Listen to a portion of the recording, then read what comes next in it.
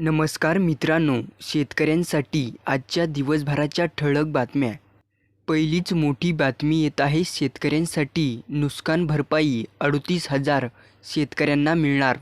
शेतकऱ्यांना नुकसान भरपाईचे 70% पैसे मिळणार असल्याचं अशी पण माहिती मिळत आहे. पुढील अत्यंत महत्त्वाची बातमी आहे. कांदा उत्पादक शेतकऱ्यांसाठी कांद्याला सर्वाधिक भाव मिळत आहे. त्यामुळे शेतकऱ्यांमध्ये आनंदी वातावरण आहे.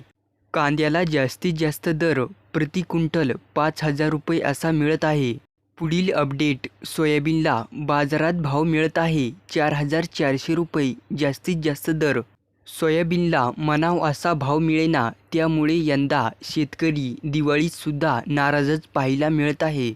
पुढील अत्यंत महत्त्वाची अपडेट येत आहे. शेतकऱ्यांना दिवाळी होऊन 15 दिवसामध्ये नुकसान भरपाई देण्याची शक्यता. त्यामुळे शेतकऱ्यांना दिलासा मिळेल आणि शेतकऱ्यांना लवकरच रक्कम मिळेल. पुढील अपडेट. सोयाबीनचे भाव घसरले. आता शेतकऱ्यांची आशा कापसावर अवलंबून. आता सद्यस्थितीला सोयाबीनचे तर भाव घसरलेच आहेत. आता शेतकरी सर्व कापसावरच अवलंबून आहेत. पुढील अत्यंत महत्त्वाची बातमी येत आहे. 22 लाख कापसाच्या गाठीची परदेशातून भारतात आयात. त्यामुळे आता कापसाचे दर स्थिरच राहण्याची शक्यता. पुढील अपडेट. धुई-धुकं आणि आभाळामुळे कांदा रोप पिकावर संकट. त्यामुळे आता कांदा रोपाची टंचाई जाणवू लागली आहे.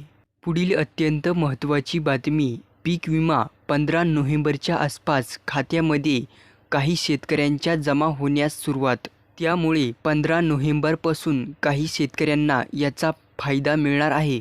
पुढील बातमी येत आहे. शेतजमिनीमधील काही मुख्य घटक वर्षानुवर्ष कमी होत असल्याने शेती पिकामधलं उत्पन्नसुद्धा होत आहे कमी.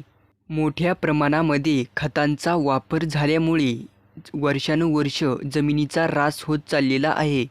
पुढील अपडेट येत आहे. राज्यात सध्या गरम वातावरण असल्याने 6 नोव्हेंबरपासून राज्यात चांगल्या थंडीची अपेक्षा आहे. पुढील अत्यंत महत्त्वाची बातमी. समान नागरी कायदा लागू होणार, पंतप्रधान नरेंद्र मोदी. पुढील बातमी. उमेदवारी अर्ज मागे घेण्यास सुरुवात. 4 नोव्हेंबर रोजी मिळणार चिन्ह. पुढील बातमी. कापसाचं उत्पन्न होतंय कमी आणि खर्च होतोय जास्त, त्यामुळे शेतकरी नाराज. तर मित्रांनो, असेच शेतीविषयक आपल्या जिल्ह्याची बातमी पाहण्यासाठी आत्ताच आपलं चॅनेल सबस्क्राईब करा.